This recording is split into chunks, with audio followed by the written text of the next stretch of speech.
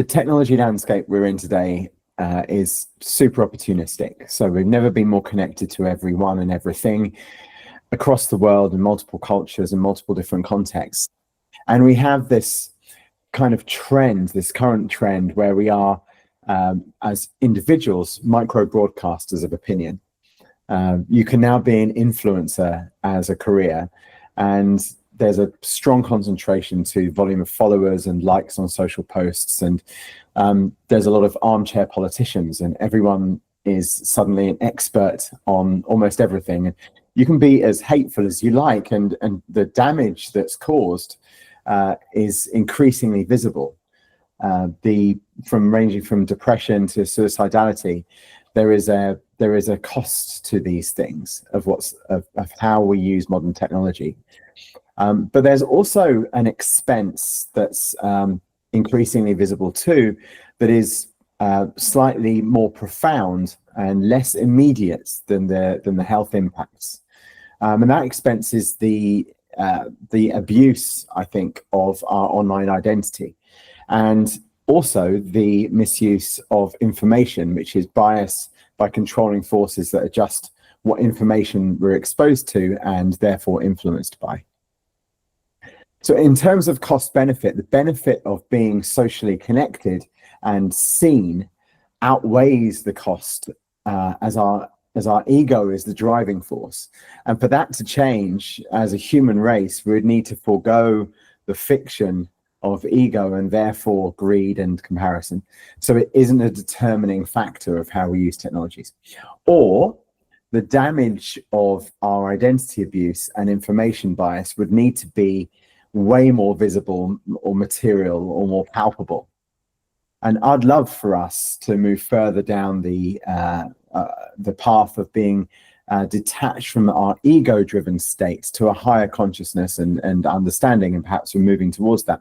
But what I suspect will happen sooner is proper negative outcomes that are unarguably linked to how we as a society are being coerced and manipulated by technologically controlling forces. There's a book by Nick Bostrom called Superintelligence, and I think probably the best kind of summary that you could take from that book is that as the fate of gorillas depends more on humans than on the species itself, so would the fate of humankind depend on the actions of machine superintelligence. There's a slightly more humorous book called How to Survive a Robot Uprising by Daniel Wilson, which is arguably just as accurate in terms of what the future could look like. But they both speak to outcomes that by the day become more possible. What I'm involved in building is solutions for a world that's become aware that our digital identity, our privacy, and ultimately data sovereignty is as important as our physical versions. In the same way as we don't want someone or something to invade our physical body, I'm betting that we eventually will feel that way about someone or something invading our digital self.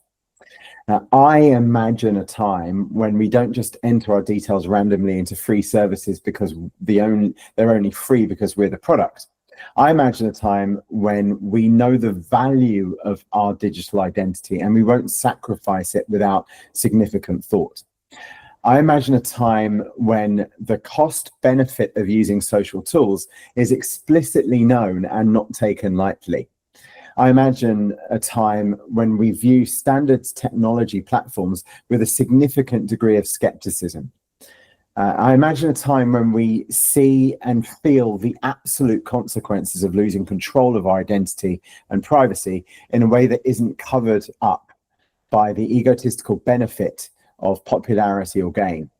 Now, when or if this time happens, what will be needed is self-sovereign tools and platforms. Self-sovereign meaning we individually are sovereign of the control and ultimate power over the tools and the platforms and our data and identity. We will need modern technology at that moment to serve us individually rather than large faceless organizations making billions off our private information, as is today. At the time of recording, 1st of November 2024.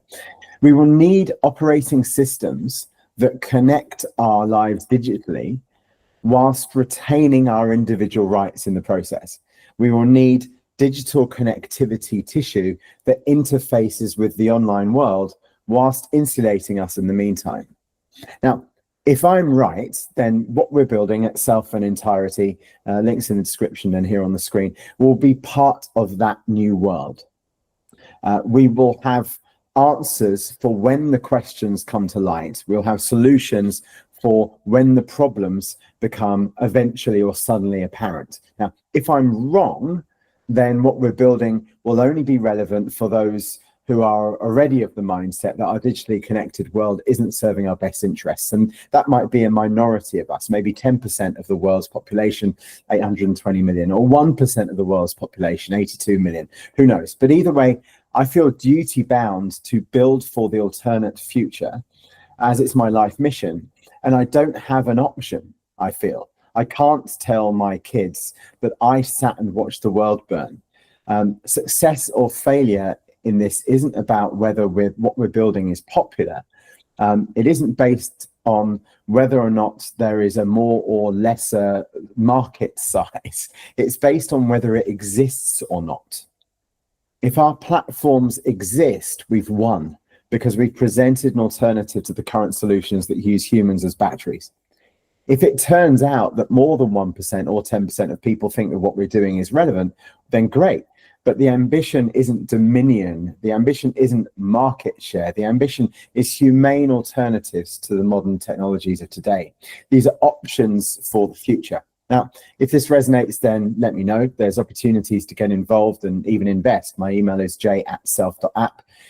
Maybe bookmark this video for the future. You may find it becomes increasingly historically relevant as we march headlong into an exponentially changing future, hell-bent on replacing humans with smarter machines and foregoing our privacy for convenience and accepting the loss of ourself in exchange for slick platforms, which are basically comparison machines, where we seek actualization through egotistical popularity. Let's see what plays out, and I'll see you there. Cheers.